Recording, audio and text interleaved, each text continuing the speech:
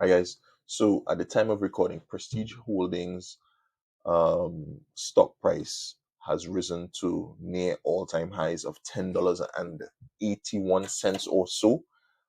Keep in mind that during the pandemic, the price had dropped down to about $7. I think at one point it was down to 6.50, and so we've seen a tremendous increase in the price of Prestige holding stock, and I think that is a reflection of improved earnings. So just to recap, if you don't know, if you don't remember, Prestige Holdings is the franchise holder of some international restaurant brands. So we're talking about KFC, Pizza Hut, Fridays, Subways, and most importantly, in my opinion, Starbucks.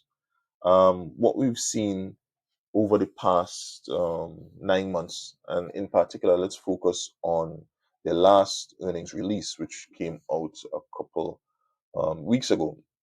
We've seen that for the 9 months of 2023, the revenue of the Prestige Holdings Group has increased by over 22%, which is absolutely amazing. And the profit after tax is up 75%. So we've seen in the space of a couple of years, Prestige Holdings moving from a point of position of making a loss, which they were in during the pandemic. They were actually losing money at that time, to now having profits up over 75% from the previous 9 month period in 2022. And I think that is largely due to a number of reasons. Now, um, the major one being the expansion of the Starbucks brand, which I suspect is the strongest in brand in terms of revenue, possibly alongside KFC amongst the brands that Prestige Holdings operates. Unfortunately, they do not disaggregate earnings by brand, so it's it's almost impossible to tell which of the brands accounted for what percentage of revenue and so forth. But when you just look at what is happening on the ground, Prestige Holdings is actually investing more and more resources into the Starbucks brand.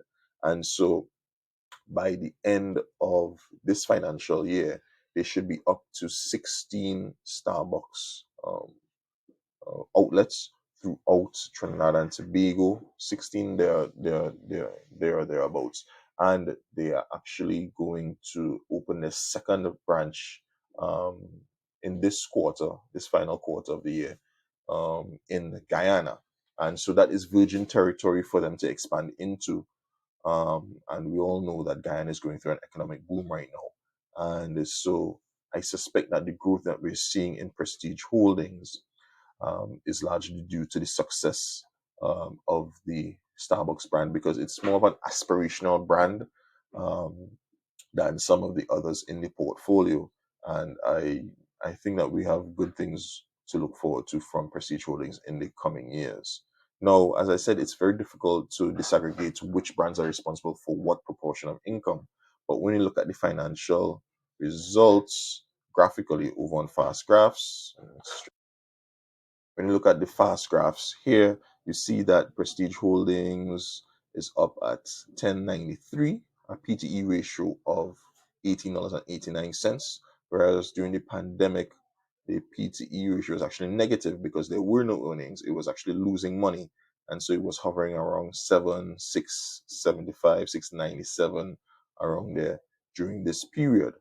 Um, and so the current prices is near its all-time highs of like 1090. I'm seeing 1121. And so it remains to be seen whether they'll continue improving in profitability.